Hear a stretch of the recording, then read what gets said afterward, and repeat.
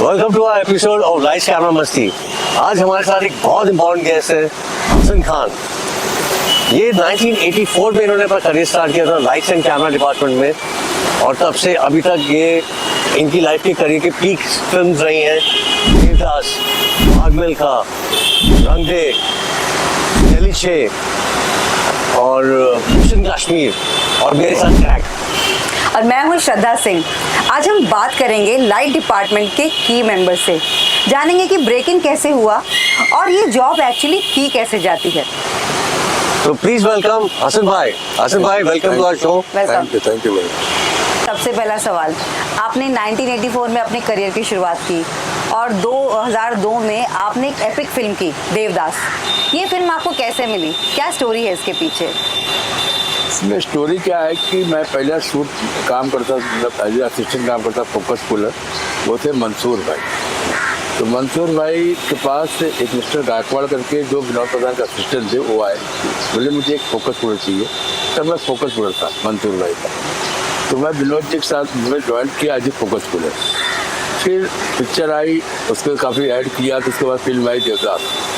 तो देवदास में हम लोग इंक्लूड किए। विनोद जी ने बोले कि एक फिल्म देवदास के संजय लीला की।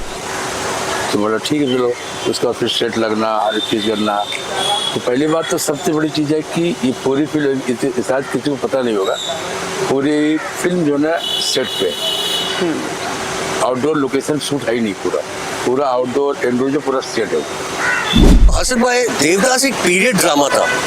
तो पीरियड ड्रामा की लाइटिंग बहुत डिफिकल्ट होती है, बहुत ज़्यादा क्रूशियल लाइटिंग होती है। मतलब आप हो तो आज के ज़माने में, मॉडर्न ज़माने में, बट आपको उस ज़माने का लाइटिंग मैच करना है, उस ज़माने का फील देना है, उस ज़माने का आर्ट डायरेक्शन है, तो आप लोग के क्या डिस्कशन होते थे डायरेक्टर के साथ या विनोद प्रधान साहब के साथ? कैमरामैन आपको क्या इंस्ट्रक्शन देते थे और आप क्या क्या दिमाग में रखते थे जब आप लाइटिंग कर रहे थे देवदास के सेट की? फर्स्ट जब आपने दिलीप साहब की देवदास देखी, आपने दिलीप साहब की देवदास देखो तो छोटे स्केल में फिल्म बनी। तो संजय लीला बंसाली ने अगर उसी स्केल में पिक्चर बनाते शायद उतनी अच्छी पिक्चर होती नहीं। तो उसके हिसाब से फिर बाद में संजय लीला बंसाली ने बाकायदा बड़ा स्केल किया उसका सेट डिजाइन, हर एक चीज। नितिन देसाई उसका सेट डिजाइनर था, विनोद प्रधान DOP, हसन खान उसका फर्स्ट AC एनग्राफर पूरा। तो उसके बाद फिर हम लोग को डिस्कशन हुआ कि बेटा इसका पूरा सेट डिजाइन हुआ, सेट लग गया पूरा, कर्टन पर्दा पुराने का गोल्ड टाइप का कर्टन होते थे, हर चीज़ नितिन मिलाते थे। विनोद प्रधान उसको अप्रूवल करता था, संजय बंसाली उसको अप्रूवल करता था। गुड। उसके बाद मोल्डिंग उसकी हर एक चीज़ उस टाइप का जो देवदास के पीरियड का जो था पूरी। अब आई बात लाइटिंग की। तो विनोद प्रधान हम लोग बैठे तो विनोद जी ने बोला एक बार कि हसन इसकी लाइटिंग कैसे करेंगे। अब इसकी लाइटिंग पहले मोस्टली जो लालटेन लाइट उस टाइम बिजली का उत्पन्न था, तो लालटेन का हल्का तो वार्मिश लाइट होती है। तो वार्म को हमने उस लाइट के उस टाइम डिजिटल लाइट थी नहीं, हमारे पास लाइट थी 5K मल्टी सोलर बेबी, ये लाइट थी। HMI भी हमारे पास बहुत रेयरी कम थे, टंगस्टन लाइट थी। अब उसको हमने वार्म के लिए फिर हमने फिल्टर यूज मंगाए, 85 वार्म के लिए आता था, हाफ क्वार्टर, ये उसको हमने यूज किया। तो मोस्टली जितना हम उसको वार्म पूरा सेट पूरा वार्म, बैकग्राउंड अगर हम नाइट में दिख रहा तो बल्ब वगैरह जो दिख रहे हैं, जो घर में बल्ब सॉरी नहीं लालटेन वगैरह हर चीज़ जो दिख रहा है वो वार्म पूरा। तो हमारा हल्का सा जो मून लाइट आता था, तो हमारे पास मून लाइट के लिए बड़ी लाइट नहीं कि हम उसको मून लाइट कैसे क्रिएट करें। तो यहाँ पर छोटी लाइट थी, तो छोटी लाइट उतना रेंज कवर नहीं कर रहा था। तो उसके लिए साउथ में पहली बार 18 आया था, 18 किलोवाट। हाँ, साउथ में आया था। तो साउथ से वो 18 किलोवाट यहाँ पर आया इंडिया, मुंबई। और सारी मुंबई की लाइटें लग गई। बॉलीवुड की जितनी लाइटें, कितनी शूटिंगें कैंसिल हो गई। इवन हम कलंक कर रहे थे इस टाइम, तो संजय तक कंप्लेन कर रहा था कि तुम्हारी वजह से हमारी शूटिंग जो है ना कैंसिल हो गई, अरे हमारे पास जनरेटर नहीं था। मुझे अच्छे से याद था क्योंकि उस टाइम पे मैं असिस्टेंट हुआ करता था जब अपने देवदास शूट कर रहे थे। हाँ। तो मतलब बहुत बड़ा हंगामा था इंडस्ट्री में कि 40 जनरेटर लगे हुए हैं, दुनिया भर की लाइटें वहाँ पर लगी है। हमको लाइटें मिलती नहीं थी कि लाइट नहीं, लाइट वाले बोलते थे लाइट नहीं अवेलेबल है क्योंकि देवदास में लगी हुई है। तो देवदास एक बेंचमार्क बन गया था कि कोई अगर कोई बड़ा सोचता भी था तो लोग बोलते थे क्या देवदास बना रहे हैं क्या। तो वैसा वो सब क्रिएट करने के लिए विनोद जी से हमारा काफी डिस्कशन होता था। विनोद जी बोलते ठीक है गुड, आप वार्म लाइट ओके डन। अब वार्म लाइट में हमको कितना लाइट चाहिए, कितना अभी सीन के हिसाब से लाइटिंग होती है। अभी हमको डार्कनेस भी दिखाना है तो हमको कितना फेस लाइट चाहिए, कितना उसका फील चाहिए, कितना क्रॉस लाइट चाहिए, वो सब हम लोग को डिस्कशन करके वहाँ भी यूज करते थे। और ज़्यादा मोस्टली कहीं तब हमारे पास एक्स्ट्रा टीवी वगैरह सब कुछ था नहीं। तो मतलब कि हमको बड़ी लाइट के लिए अगर हम यूज कर रहे हैं तो बड़ी लाइट को उतना अच्छा उसकी क्वालिटी नहीं थी। HMI वगैरह उतनी अच्छी ब्लू प्रिंट ज़्यादा था, हर एक चीज़ उसको ब्लू प्रिंट कम करने के लिए उस टाइम DI नहीं था, हर एक चीज़ें कलर करेक्शन था। कलर करेक्शन में विनोद जी ने पूरी पिक्चर किया जो भी है। तो ये जितना भी लालटेन का सोर्स पकड़ा, लालटेन तो फायर होती है, तो फायर का थोड़ा फ्लिकर भी होता है। हाँ। वो फ्लिकर भी आप लोग ने बहुत अच्छा ब्यूटीफुल मेंटेन किया। वो फ्लिकर कैसे किया था? हाँ, अभी जैसे कि आपने देखा होगा देवदास, आप देवदास देखिए बैकड्रॉप ने दिया है, काफी सारे दिए हैं, करेक्ट। अब आपके दिमाग में को दिया लगाओगे तो आउटडोर है, हवा आएगी, विंड होएगा तो बुझ जाएगा। तो सही बात, बुझ ही जाएगा 100%। विनोद जी ने बोला दिया कितना लगाओगे तो बुझ जाएगा। तो हमने सोचा कि फिर मैं बोला यार इसको विनोद जी पूछा अगर हम बल्ब लगाए तो बोला ठीक, बल्ब लगाओगे तो बल्ब दिखेगा। तो बोला ठीक है, वहाँ करेक्ट है, वो बल्ब दिखेगा। फिर हमने बूट पॉलिश आपने देखा होगा एक चीज, जो जूते में और क्रीम कलर का होता है, जो ऑरेंज कलर का, तो वो बूट पॉलिश मंगाया। तो हर बल्ब पे एक एक कोट जो है बूट पॉलिश किया, बूट पॉलिश करके हल्का सा वार्म हुआ। विनोद जी को दिखाया गया सर ये चलेगा। विनोद जी बोल रहा वार्म है लेकिन और वार्म चाहिए, क्योंकि वो ले जो है वार्म होता था।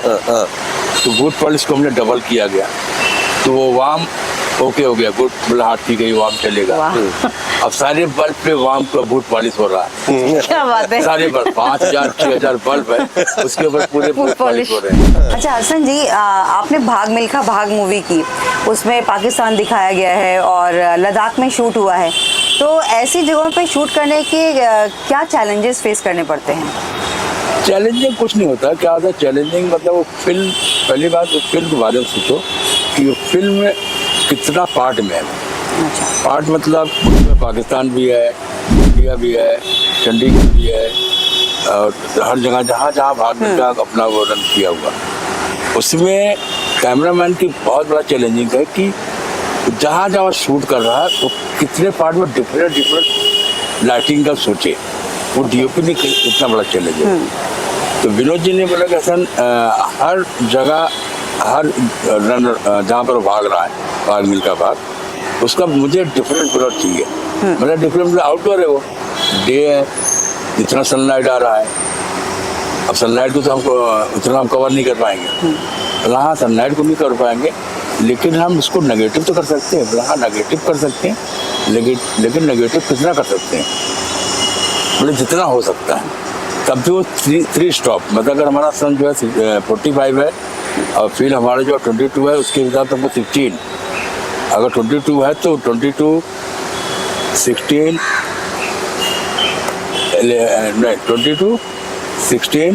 11, 8। तो हमको 8 का हमको चाहिए, मतलब हाईलाइट और शैडोज में 3 स्टॉप का फर्क 3 स्टॉप का फर्क होता है। तो बोला ठीक है, तो हमने 20x20 का ब्लैक स्कीमर आता था, उस टाइम नहीं था, हमने बनवाया था इक्विपमेंट वाले बोल करके। 20x20 का 20 स्कीमर, 3 स्कीमर, 4-4, 5-5, 8-10 लाइटमैन, उसको लेके चलना है साथ में, उसके रन के साथ में चलना है। नहीं तो अगर हम शूट कर रहे हैं तो फ्रेम में आएगा, उसके साथ साथ में चलना है।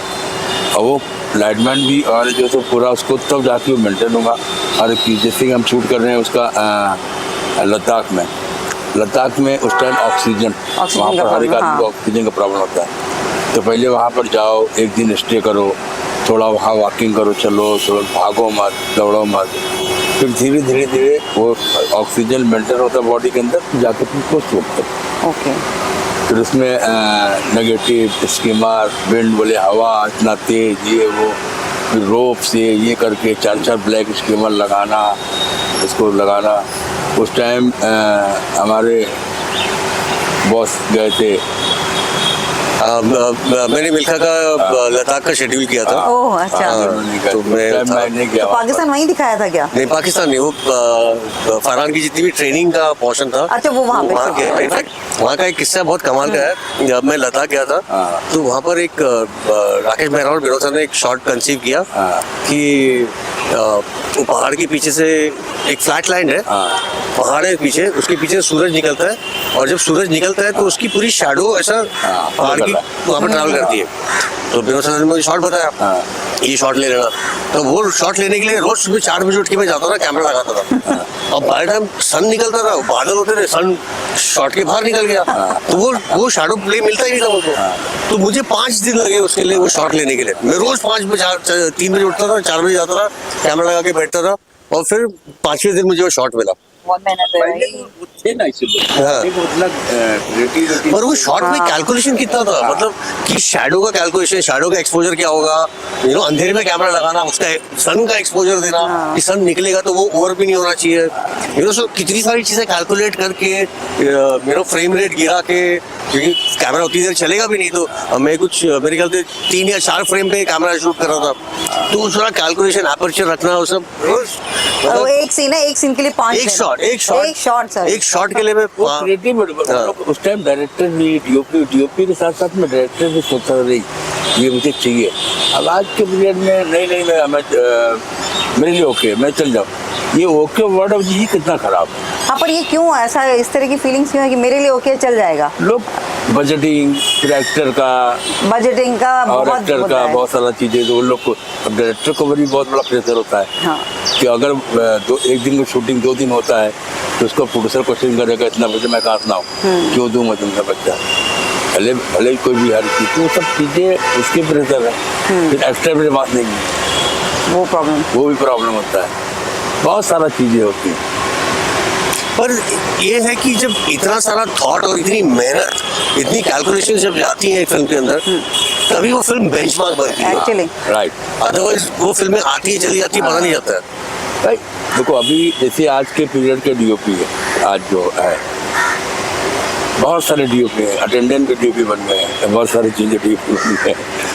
अब उनको सेंस ही नहीं है सीन का, उनको खाली तो देखो फोटोग्राफी में एक फेस लाइट होता है, एक बैक लाइट होता है, एक फील होता है, एक कहीं कहीं जिसको पता है क्रॉस लाइट देता है, कि जिसको बोलते हैं किकर, वो होता है।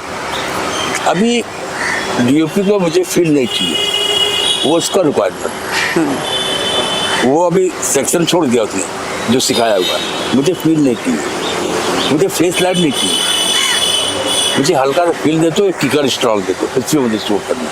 वो डीओपी चैलेंज है, उसने अपना ग्राफ बनाया, इसलिए डीओपी एंड उसका फर्स्ट चीज जो होता है, उनका डिस्कशन होता है कि एक कहानी होती है। जैसे एक राइटर अपनी कहानी ए से लेकर जेड तक लिखता है, क्लाइमेक्स तक का, इसी तरह डीओपी में ए से लेकर जेड तक अपनी से लाइटिंग की कहानी लिखता है, कि मुझे किस टाइप का लाइट कहाँ चलना है, मुझे कहाँ लाइट चलनी चाहिए। ऐसे नहीं कि हर जगह मुझे पीछे ब्लर पीछे आज जो चल रहा है ट्रेंड, मतलब पूरा पीछे ब्लर कर दो, शैलो रिफ्लेक्टिव फील कर दो, कहाँ करना है वो पता नहीं उनको, क्यों कर रहा है, कुछ हमको दिखने नहीं। एक आदमी, मैं एग्जाम्पल दे रहा हूँ, एक आदमी शूट करने गया लंदन, एक नाम ले लूंगा मैं, डीओपी शूट करने गया लंदन, और पूरा फिल्टर डालकर पूजा आउट फोकस कर दिया उसको, आउट फोकस कर दिया, तो डीओपी मेरे मुझे लंदन, दूसरा बोलता मुझे लंदन दिख ही नहीं रहा, आउट ऑफ फोकस में है ना, सर वो चाहिए ना, बस मैं बोला अगर यही करना था हम बॉम्बे में शूट करते, हम लंदन क्यों आए। करेक्ट है। तो वो उसके बाद कोई वर्ड ही नहीं था। भाई कुछ सीन के लिए ब्लर करो, कुछ सीन होता है, ब्लर के लिए, आउट फोकस के लिए उसका सीन होता है, जहाँ पर उस सीन का रिक्वायरमेंट है कि मुझे उस कैरेक्टर को हाईलाइट करना है और पीछे ब्लर करना है, पीछे मुझे कुछ नहीं दिखना चाहिए, तब जाके कैरेक्टर हाईलाइट होता है। करेक्ट। अभी हर चीज में ब्लर, हर कैरेक्टर हाईलाइट है, मतलब कहाँ करना है, क्यों करना है, वो लोगों को पता ही नहीं है। आज की तारीख में कई लोगों को पता नहीं है। हाँ, बहुत लोगों को, कई लोगों ने बहुत लोगों को पता नहीं। कई लोगों को मतलब एक दो उनका एक स्टाइल बन गया कि अच्छा शैलो डेप्थ ऑफ फील्ड करते हैं, बैकग्राउंड सॉफ्ट कर देते हैं, अच्छा लगेगा। अरे पर क्यों करेगा भाई, करना क्यों? अभी मेरे आप जैसे बोल रहे हो, मैंने भी एक शॉर्ट फिल्म देखी थी, उसमें लैंडस्केप का शॉट दिखा रहे हैं वो लोग, लैंडस्केप बड़ा खूबसूरत लैंडस्केप था, पर shallow depth of field on focus. मैं बोला यार ये लैंडस्केप का शॉट है तो कुछ दिख ही नहीं रहा। अरे बोला मैंने कैमरा को, मैंने भाई क्यों किया तूने यार? बोला हाँ ये तो सोचा नहीं मैंने बस यही फर्क होता है कैमरामैन और डीओपी। क्या होता है कि जैसे हम बाहर जब शूट कर रहे हैं, आउटडोर में शूट कर रहे हैं, बिल्डिंग है, हर चीज है, सन है। अब सन है तो हमारा फेस लाइट है। कभी कभी उस चीजें जाओ तो आप जैसे रनिंग करके आदमी आ रहा है, सन का क्रॉस है, वो सन जो है इस बिल्डिंग के कांच में लग रहा है। करेक्ट। वो कांच का जो रिफ्लेक्ट उसके कभी कभी निकल के आता है ना, वो कितना ब्यूटी देता है, बहुत ब्यूटीफुल होता है, बहुत अब उसको हम ब्लर कर दें, हर कुछ कर दें, हर कर दें तो खत्म हो गया ना पूरा। हाँ कई बार जैसे मेरा लाइटिंग का अप्रोच क्या है, मतलब पहले लोग बोलते थे कि यार एक ही सन होता है, एक ही सन होता है, तो मैं ये कहता हूँ कि मैं उस दुनिया में रहता हूँ जहाँ पर 3-4 सन है। मेरा सन कहीं से भी निकलता है, अच्छा दिखे, खूबसूरत लगे, कहानी को कॉम्प्लीमेंट करे, कहानी से अलग ना, दूर ना ले जाए ऑडियंस को, तो चलेगा। मेरे दुनिया में है 3-4 सूरज। सूरज क्या होता है, जैसे मान लो हम इंडोर शूट कर रहे हैं, एक एग्जाम्पल दे रहा हूँ, एक इंडोर शूट कर रहे हैं, हमने एक पैटर्न बनाया सन का कि ये बिल्डर सन आ रहा, ये बिल्डर क्या है, ये बिल्डर लोग लाइटिंग नहीं करते, नहीं वहाँ तो कुछ नहीं है, सन आ गया ओके डन। लेकिन जो हमारा सन आ रहा है तो सन के साथ में स्काई लाइट भी आती है ना, ऑफ कोर्स अंदर। तो स्काई लाइट के लिए अगर हमारा सन जो है हम मान लो 8 या 16 कर रहे हैं इंडोर में, तो उसको कम से कम हमारा 8 तो होना चाहिए, उसको लोग करते नहीं। अगर हमारा वो करे, हमारा करेक्टर वहाँ भी जाएगा, उसको भी अच्छा लाइट बॉडी में लगा, कहीं लगा, हिट किया जहाँ जाओ तो अच्छा लगेगा, या फेस पे हिट किया आप मोमेंट में अच्छा लगेगा। लेकिन लोग नहीं करते, पूरा इमन कर दो, एक कैमरा लगा दिया पूरा सेट पे, पूरा इमन कर दिया, थर्माकोल पकड़ लो, एक्टिव पकड़ लो, शूट कर लो। करेक्ट है। तो जितना हम बोलते हैं कि नेगेटिव और डिजिटल में फ़र्क क्या है, डिजिटल में लोग अगर हमारा पेट भरा रहेगा, खाना एक एग्जाम्पल है, तो हमको भूख कम लगेगी ना, टाइम लगेगा भूख। जब हमारे पेट में थोड़ा थोड़ा खाना रहेगा तो हमको जल्दी जल्दी भूख लगेगी। उसी तरह डिजिटल और नेगेटिव में फ़र्क है। नेगेटिव में पहले खूब लाइट देती थी, तो जब थिएटर में जाता था, थिएटर में पहले जाने के बाद उसको प्रोजेक्टर पे जाएगा, प्रोजेक्टर के रोशनी मारेगा, रोशनी फिर उसको स्क्रीन पे जाएगा। अब उतना वो चलते करता, लेकिन वो घटता नहीं कभी, क्योंकि उसके बाद इतना खाना है, उस नेगेटिव पर इतनी लाइट मार रहा है, इतना स्ट्रांग है वो कि उसको जो है उसको उड़ने होने दिया। उसी तरह डिजिटल भी एक नेगेटिव भी, तो उसको हम जितना खाना पेट भर के देंगे उतना चीज़ हमारी खराब नहीं है। अब 1-2 हफ्ता चला दो पिक्चर, 4 दिन चला दो, घिस जाती है, जैसे कपड़ा घिस जाता है। मोटी शर्ट पतली शर्ट। जितने भी स्कूल खुले हैं अभी, जितने विश्व मूल है, जितने 40 छोटे छोटे स्कूल खोले हैं, क्या सिखाते हैं? 20 लाख रुपए ले रहे हैं, 25 लाख रुपए ले रहे हैं, 5 लाख रुपए ले रहे हैं। एक बेचारा कहीं से स्टूडेंट आया, उसको भरा, उसके बाद भरने के बाद वहाँ पर मेरा थॉट है, अगर मैं सिखाऊं कहीं किसको भी, तो मुझे उसको दूंगा कि भाई तू खाली ऑन द सेट 6 महीना काम करेगा और जो ड्यूटी बनने की 6 महीने तुझे सर्चिंग है, मतलब प्रोड्यूसर को हर चीज पकड़ने के लिए, जहाँ जहाँ काम कर रहा है उसको अपने एक टीम बनाने के लिए 6 महीने बाद तुझे टीवी बनना चाहिए। यहाँ बेचारे सीख के आते हैं, 4-6 साल सर्च कर रहे हैं, फायदा क्या? 4 साल करने के बाद उनको कुछ पता नहीं। वैसे कितने डीओपी बनाए, मैं एग्जाम्पल नाम नहीं लूँगा, तो कितने लोग पिछली उम्र से पढ़ गए हैं, उनको कुछ पता नहीं। कैमरे का नॉलेज है थोड़ा बहुत, बाकी लाइटिंग 0। तो कैमरा मतलब आंखें बनने पे आँख है, आँख में मुझे क्या खूबसूरत दिख रहा है वो दिख रहा है। कैमरा भी आँख है, हम कैमरे को क्या दिखाना चाहते हैं वही दिखेगा। अगर हम लाइटिंग गलत कर रही है, हमारी रॉन्ग लाइटिंग हो तो उसका फेस खराब हो गया। किसी लड़की का अगर लाइटिंग हीरोइन का लाइटिंग खराब हो गया उसका फेस खराब हो गया, उसका ये ऊपर हो गया, कहीं ये हो गया, उसके हिसाब से फेस को रीडिंग करना डीओपी काम है। पहले डीओपी फेस की रीडिंग करती थी। आज भी से जो स्कूल निकले, जैसे अंशुमन ठाकुर हम लोग साथ में जब काम कर रहे थे विद्युत जमाल वाली फिल्म क्रैक में, उसमें देखो विद्युत जमाल का फेस बहुत चौड़ा है, मतलब बहुत चौड़ा। उसको हम लोग ने देखा कि उसको कौन सी लाइट सूट हुआ और कितनी हाइट में कितनी लो इसकी लाइट शूट करेगी। लाइट इनफैक्ट लेंसेज भी, हाँ, हर चेहरे का लेंस अलग होता है। हाँ, हर चेहरे का लेंस अलग होता है, हर चेहरे को सब लेंसेज शूट नहीं करते हाँ। you know? Her correct. हम वाइट में भी क्लोज लेते हैं, करेक्ट। और क्लोज जिसका लगे, इसको वाइट लेंगे तो अच्छा नहीं लगेगा, इसको टाइटल लेंगे, दूर से लेंगे इसको, वो अच्छा लगेगा। जैसे एक्शन फिल्म्स होती हैं उसमें सेफ्टी और स्पीड बहुत इंपॉर्टेंट होती है। आपने एक्शन फिल्म्स की हैं, बागी और मिशन कश्मीर, तो ये कैसे मैनेज होता है, क्या अप्रोच होती है? अप्रोच इसमें मतलब कि एक्शन फिल्म का क्या होता है, लाइटिंग सब सेम ही होता है, लाइटिंग में कोई डिफरेंस नहीं होता है। लाइट हम शूट कहाँ करते हैं, तो उसका लोकेशन क्या है, वो मेन होता है इसका।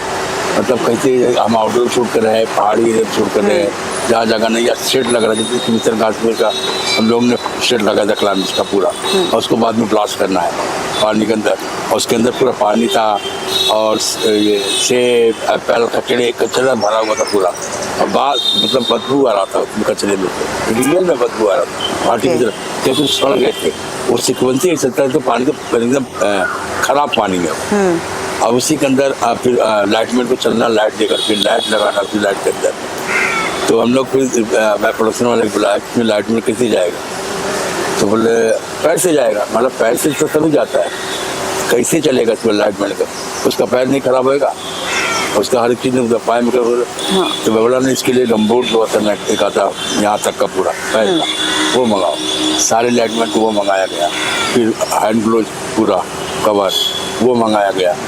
फिर लाइट वही जब हम यूज़ कर रहे हैं कि जो करंट जिसमें ना लगे, लेकिन उस टाइम उतनी लाइट कोशिश की लाइट नहीं मिशन कश्मीर में, तो लाइट के लिए हम प्लेटफॉर्म बनवाते थे। अगर हमको जितना है वहाँ पर पहले प्लेटफॉर्म जाकर रखो पानी के ऊपर, और उसके ऊपर लाइट रखो, फिर लाइट में पानी के तरफ जाकर के ऊपर चलेगा, ऑन करेगा, सेट करेगा, उसके हिसाब से शूट किया। फिर उसमें सेफ्टी बहुत जरूरी होती है कि करंट कहीं उतर जाए, पानी करंट का मतलब है, इसलिए गम्बूट हैंड ग्लोव, प्लस अपना खुद का केयर रखना लाइट पोस्ट को भी। ऐसा नहीं मतलब हर एक आदमी इसके पीछे लगा हुआ है, खुद लाइट लेके जा रहे हो, खुद करंट लगा, लाइट ऑन है तो उसको आपको खुद पहले टेस्टर से चेक करो। आपके पास टाइम, वो टाइम दिया जाता है, मतलब ऐसे नहीं कोई जल्दी ले जाके लाइट लगाएगा, टेस्टर से चेक करेगा, तो उसके बाद ऑन करेगा। वो सेफ्टी हो गया, पूरा प्रॉपर सेफ्टी हो गया। जैसे रखा करने लगा, पकड़ लिया, करंट आ गया, तो कहाँ बताएंगे, बता नहीं पाएंगे। तो अपनी सेफ्टी का खुद लाइटमैन ख्याल को रखना उसको चाहिए। ख्याल रखना चाहिए लाइटमैन को। तो आपको लगता है कि आज की डेट में सेफ्टी प्रिकॉशंस उतनी ली जाती हैं जितनी पहले करी जाती थी? नहीं, आज के पीरियड में तो बहुत मुश्किल है, बहुत मतलब कि लोग उसको फोकस ही नहीं करते हैं। इसमें किसी गलती नहीं, मैं किसी गलती नहीं बोलूँगा, सारा गलती डायरेक्टर बेचारा क्या करेगा, प्रोडक्शन क्या करेगा। प्रोडक्शन में एक बजट होता है प्रोड्यूसर का, मेन पूरा गेम जो है बजट का होता है। अब वो बजट कहाँ कहाँ ज़्यादा खर्चा होता है उतना तो हमको नहीं बता पाऊँगा मैं, तो प्रोडक्शन को पता होगा, प्रोड्यूसर के मालूम है कितना पैसा कौन ले रहा है, कितना ले रहा है, कितना इतना पैसा वेस्ट क्यों हो रहा पैसा, उनको लोग मालूम। तो मेन बेसिकली बजट। तो बजट हमारा जो है हिलता कहाँ है, लाइट से, खाना खाने से, फूड से लाइट का प्रोडक्शन पिक्चर का बजट नहीं बढ़ता है, या लाइटमैन को पेमेंट देनी है और कहीं बढ़ता है, वो सबको पता है। वो मैं बता दूँ मतलब नहीं बता उसका बजट कौन ज़्यादा ले रहा, कहाँ बढ़ता है। और लाइटिंग, जहाँ तक एक्शन का लाइटिंग का सवाल है, अब एक्शन का लाइटिंग कैसा था, रफ लाइटिंग। अब जैसे सपोज हम यहाँ शूट कर रहे हैं, आउटडोर है, आउटडोर में पत्थर है, ये है, वो है, गिरना पड़ना। एक्शन का लाइटिंग एकदम एक सीन जो होता है वो स्टैटिक होता है, वो होल्ड हो रहा है। होल्ड होने के बाद उसकी चीज जो है वो स्क्रीन के ऊपर होल्ड करके बोल रहा है एक्टर, तो वहाँ पर प्रॉपर लाइटिंग होनी, फेस लाइट और चीज़ों को खूबसूरत दिखना। एक्शन में प्रॉपर लाइटिंग होती है, आया गया, उतारा, इतना फास्ट कटिंग होता है उसका ना, तो रफ लाइटिंग जिसको बोलते हैं, मतलब सन आया उसको फील करते, क्रॉस लाइट में प्रूफ करते, वो क्योंकि इतना कटिंग फास्ट होता है, उसमें हीरो को तुम खूबसूरत दिखाने का मतलब जगह नहीं है। करेक्ट। तो खूबसूरत दिखाना हो, खूबसूरत दिखाया जाता है, गाना है, सीन है, रोमांटिक सीन है, वहाँ हीरो खूबसूरत हीरो दिखाता। अब एक्शन में तो खूबसूरत क्या, उसका काला पीला चेहरा, या ब्लड लगा हुआ, या खून बह रहा है, उसको पंच मारा है, उसको पंच मारा, उसको क्या खूबसूरत दिखाओ। जितना रफ लाइटिंग करो एक्शन के लिए उतना अच्छा है। ओके। और एक्शन फिल्म की लाइटिंग में कोई कंटिन्यूटी नहीं होती, कुछ नहीं, कोई कंटिन्यू। तो इतने फास्ट कट्स होते हैं ना, हाँ। फटाफट निकलता है ये। आपको जब तक रजिस्टर होगा तब तक वो शॉट चला गया। Scene Correct. रजिस्टर होता है ना, बाकी गाने में रजिस्टर होता है, एक्शन में रजिस्टर होता है ना, एक एक सेकंड का एक शॉट होता है, कट किया हाथ से उतारा, कट किया आँख आ गया, कट किया मोमेंट ले लिया, वो कहाँ पता चले कौन लिया।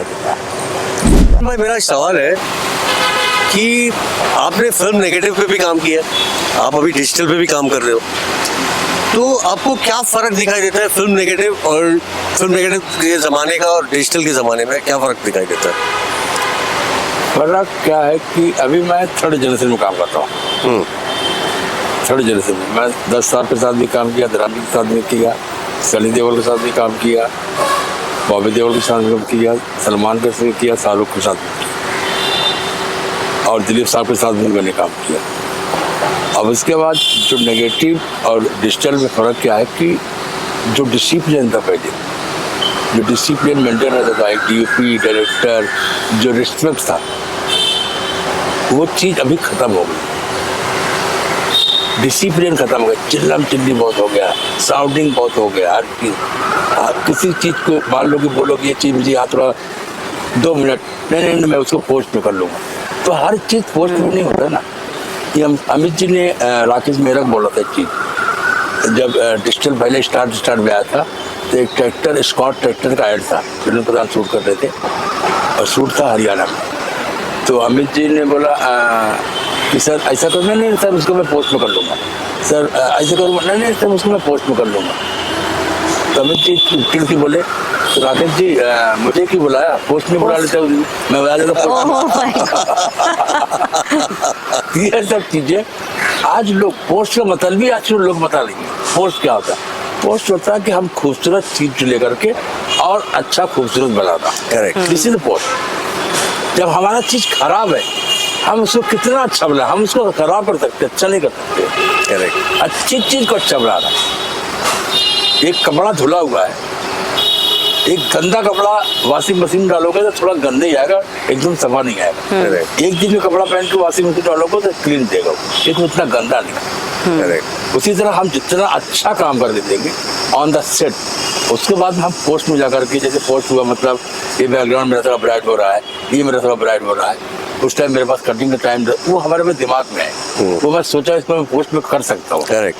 तो वो चीज़ जाके हम उसको फ्रेम किया, उसको हम काट दिया, उसको हम डार्क कर दिया, वो चीज़ कर सकते हैं। हम फेस पे लाइटिंग नहीं कर सकते, हम खूबसूरत फेस को नहीं बना सकते पोस्ट में। ये बहुत बड़ा वो कहाँ ना कहाँ वो थोड़ा नकली दिखेगा ही दिखेगा। 100% नकली यू नो असली जितना आप सेट पे कर लो ठीक ठाक मामला उतना बेटर है, आपका बाहर का काम भी कम होता है और आप उस पोस्ट को एनहांसमेंट के लिए यूज कर सकते हो। आप पोस्ट में आप ये क्यों नहीं सोचते, आपको दिख नहीं रहा ऑन द सेट 5 मिनट के लिए आप 5,000 रुपये पे कर रहे हो। वेटेड कॉस्ट है। 5 मिनट के लिए आप 5,000 10,000 पेमेंट कर रहे हो पर सेकंड, पर मिनट, पर फ्रेम। पर फ्रेम। वो आपको नहीं दिख रहा। वहाँ जाके नहीं सर ये तो डीओपी गलती इसने किया नहीं। हाँ फिर डीओपी क्या करेगा बेचारा? हाँ क्योंकि बाद में प्रोड्यूसर अफोर्ड नहीं कर पाता है। हाँ। कि मैं तो बिल पे नहीं कर पाऊंगा। चल धकेल दे कैमरा पे। डीओपी गलती है। आजकल डिजिटल में ये हो गया ना, एक दूसरे को ढकेलना आ गया, एक दूसरे को ब्लेम करना आ गया। पहले ऐसा नहीं था, एक टीम वर्क था पहले, डायरेक्टर, डीओपी, साउंड का। आज साउंड का क्या वैल्यूशन है? साउंड रिकॉर्डिंग की वैल्यूशन है? साउंड बेचारा कोने कब्जे कहीं बैठा। मेरे लिए मुझे अगर पूछो ना आसिम भाई, मुझसे आप बात करो तो मेरे लिए साउंड बहुत ज्यादा इंपॉर्टेंट है। बिकॉज अगर सिंपल सी चीज है, हम लोग क्या बोलते हैं फिल्म जो है ऑडियो विजुअल मीडियम है, तो ऑडियो पहले आया ना, ऑडियो विजुअल बाद में आता है, पहले ऑडियो आता है यार। तो मेरे लिए साउंड बहुत ज्यादा इंपॉर्टेंट है। मैं साउंड फिल्म बना लो आप, फिल्म बना के साउंड मत डालो, सुनाई नहीं दिखा दो। हाँ आपके थिएटर में पब्लिक आ जाए बताओ, हर कोई थोड़ी पुष्पक बना सकता है। पुष्पक में भी साउंड है, बैकग्राउंड तो है ना, बैकग्राउंड साउंड है, हाँ। बैकग्राउंड साउंड है, साइलेंट तो बैकग्राउंड निकाल दो, क्योंकि वो बैकग्राउंड से बोल रहा है, उसका डायलॉग डिलीवरी बैकग्राउंड से। अच्छा हसन जी, जो न्यू कमर्स हैं, जो फिल्म इंडस्ट्री में आना चाहते हैं, लाइटिंग ज्वाइन करना चाहते हैं, उनको पता नहीं है कुछ भी कि किस तरीके से यहाँ आना है, क्या कोई स्पेशल ट्रेनिंग होती है, तो किस तरीके से उनको प्रिपेयर होना करना चाहिए अपने आप को इंडस्ट्री में आने के लिए? जैसे कि लाइटमैन में अगर आना है तो अभी तो कार्ड का सिस्टम भी नहीं है, पहले कार्ड होता था, उनका कार्ड बनाओ, कार्ड बनाने के बाद क्रिएटिव की। अभी आपको किसी के साथ में एज ए अगर तुमको इंटरेस्ट है फिल्म में काम करने की, ऐसा कि नहीं लाइटमैन में, लाइटमैन तुम्हारा पहला चेहरा है कि तुमको लाइट का नॉलेज वहाँ हो जाएगा। उसके बाद अगर मैं कि मुझे लाइट के मुझे कैमरामैन बनना, एक थॉट उसका मुझे कैमरामैन बनना, तो अगर वो बेस कैमरामैन से करता है तो उसमें काफ़ी टाइम जाता है। या तो थोड़ा स्कूल से पढ़ के आओ, अच्छा। स्कूल का स्कूल में पढ़ के आ जाओ, तो तुमका बेसिक कैमरा का नॉलेज हो जाएगा, बेसिक कैमरा का नॉलेज हुआ, फिर आके तुम फ्रेम में लाइटिंग का नॉलेज। अगर हमको विदाउट पढ़ाई नहीं होना, ऐसे आना है, तो आप सीधा जाके किसी कैमरामैन को ज्वाइन कर लो। इक्विपमेंट से ज्वाइन किया होती है, इक्विपमेंट में क्या लाइटमैन का पेमेंट भी होता है, जो भी है, अगर महीने का 5 दिन 6 दिन 10 दिन काम कर रहा है, या तो धीरे धीरे उसको अच्छा डीओपी मिल गया, उसके साथ में ज्वाइंट हो गया, या उसको और अच्छा पैसा कमाना है तो ग्राफर लाइन में घुसना है, तो अच्छा डीओपी को प्रेजेंट करना है अपने आप को कि मुझे काम आता है, कितना काम आता है।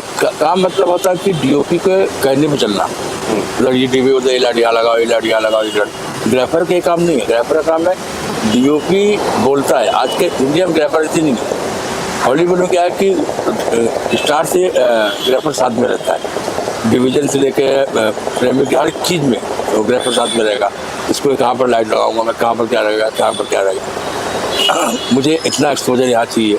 डीओपी कॉल होता है कि ग्राफर को बोलेगा कि मुझे इतना डीओपी, इतना एक्सपोजर यहाँ चाहिए, इतना एक्सपोजर यहाँ चाहिए, मुझे लाइट इतना चाहिए, और मुझे बैकग्राउंड में इतना लाइट चाहिए। वो पूरा टोटल ग्राफर का, वो इंडिया में नहीं, तो वो इंडिया में फर्स्ट एसी करता है, फर्स्ट एसी करता है, इसलिए आज फर्स्ट एसी डीओपी के बाद इतना पेमेंट नहीं होता है कि फर्स्ट एसी को अच्छा पेमेंट दे पाए, क्योंकि इसमें इंक्लूड होगा ग्राफर। जो ग्राफर को आज ग्राफर कोई 15,000 मांगना, कोई 10,000 मांगना, कोई 8,000 मांगना, और उसमें क्या है ग्राफर अपना पेमेंट बढ़ा लेता है, बट लाइटमैन का पेमेंट नहीं बढ़ाता। लाइटमैन 2000 है, 2000 नसीर साहब ने इस चीज़ में बोला भी था, बीच में उनका निर्णय भी आता कि लाइटमैन को स्पोर्ट में क्या पैसा मिलता है, क्या पेमेंट करती है हमारी फिल्म लाइन, जो इतना मेहनत करता है फिल्म को सबसे ज़्यादा इम्पोर्टेंट और जान जितना मेहनत है वो लाइटमैन और स्पोर्ट में है और आर्ट डिपार्टमेंट आते, उनको क्या पेमेंट है, क्या सेफ्टी है, कुछ नहीं है, पैसा नहीं है अच्छा, हर एक चीज़ नहीं अच्छा। ग्राफर में आ गया 10-12,000 15,000 मिलता है, उसके बाद धीरे धीरे उसके इम्प्रोवाइज सिस्टम बनता है, फिर डीओपी बनता है। पर डे की बात, not per month, per day. Thank you so much Hasan ji for telling us कि हाउ इट ऑल वर्क्स, और सबसे ज़्यादा फॉर रिमाइंडिंग अस कि हर स्पॉटलाइट के पीछे एक अनसंग हीरो होता है। Thank you. Thank you Simba, thank you. और दोस्तों, अब अगली बार जब कोई फिल्म देखो या वेब सीरीज देखो तो सिर्फ एक्टर्स को मत देखो, उसके पीछे जो रोशनी है उसको भी फील करो, जो कहानी को जिंदा बनाती है। That's lighting. और अगर आपको हमारा आज का ये एपिसोड पसंद आया है तो लाइक करिए, शेयर करिए, कमेंट करिए और सब्सक्राइब करना बिल्कुल मत भूलिएगा। हम मिलेंगे अगली बार नए एपिसोड के साथ। Till then keep watching lights camera मस्ती।